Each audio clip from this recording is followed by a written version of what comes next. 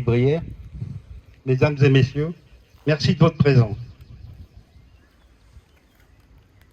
Nous voici réunis aujourd'hui à Roquemont, plus précisément en ce hameau de Beaumont, où le 9 juin 1940 se déroulèrent en ces lieux une terrible bataille entre des soldats anglais et français, débarqués en France venant de Norvège quelques jours auparavant, contre l'envahisseur nazi. Vers 8h30 du matin, ce 9 juin 1940, les soldats français et britanniques se retrouvèrent face à des tanks allemands. Les mitrailleuses crépitent. 5 des nôtres se défendirent avec âpreté jusqu'au dernier souffle et tombèrent héroïquement en cet endroit. La bataille fait rage. La matinée fut longue et triste. Vers midi, un convoi allemand d'une barbarie et équipé d'une trentaine de véhicules arrivait de la route de Neuchâtel et se dirigeait vers Beaumont pour entrer dans un herbage. En un clin d'œil, tous les camions sont camouflés et les Allemands prennent position autour du hameau. La bataille fait rage, le détachement anglais résiste avec ténacité. Entraîné par un officier écossais stoïque et flegmatique, la canne à la main, ce dernier s'écrie « Je suis chargé de défendre Beaumont, tant que nous serons là, ils ne passeront pas ». Mais les Britanniques se trouvent acculés à la ferme du Colombier. Une balle atteindra l'officier écossais qui meurt en héros. Les Anglais résistent, mais les Allemands reçoivent des renforts de blindés. Malgré leur résistance à 1 contre 10, les tanks ennemis les fauchent sur place et après 3 heures de lutte héroïque, ils furent prisonniers. 150 blessés sont recensés. Dans la ferme de M. Leroy, les Allemands trouvent une dizaine de soldats anglais qui s'y étaient cachés. Ces derniers mettent bas les armes et se rendent. Mais sous l'ordre d'un officier allemand, ces soldats qui se sont constitués prisonniers seront lâchement fusillés sans pitié, l'un après l'autre, horriblement mutilés. Les Allemands ramassent ensuite leurs blessés et les cadavres, au nombre de 16 d'entre eux, tués dans la bataille. Ils les emportent jusqu'à la ferme de Beauvais, à Saint-Martin-en-Smoville, suivis de 200 prisonniers et d'une centaine de blessés anglais.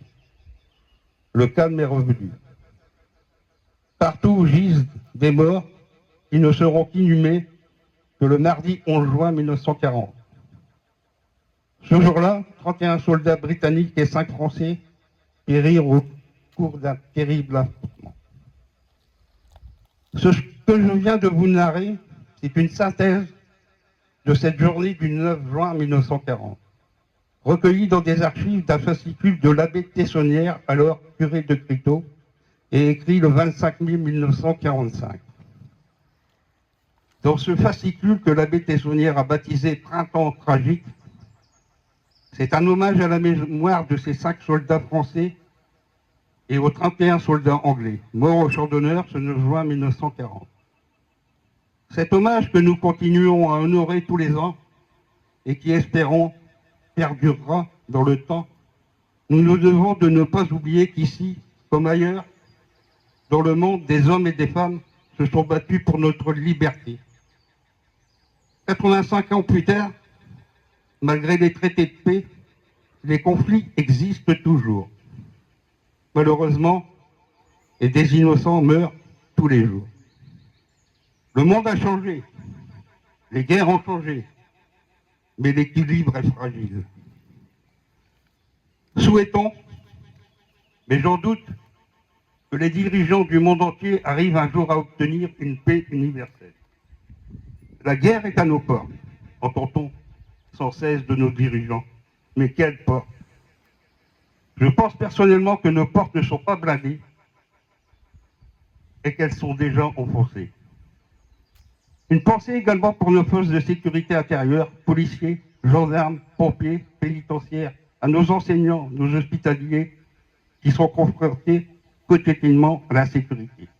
Je vous remercie de votre attention. Merci, Monsieur le maire.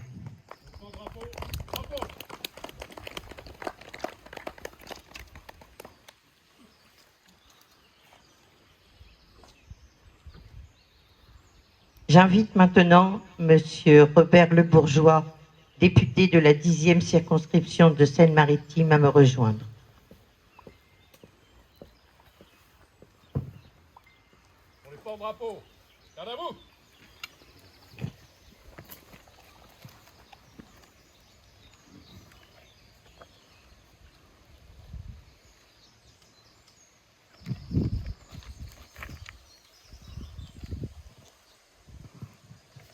Monsieur le maire, je salue aussi les élus du conseil municipal, les élus des communes avoisinantes, vous tous en vos grades et qualités, et tout spécialement les porte-drapeaux venus en nombre aujourd'hui, ce qui est toujours un très grand plaisir.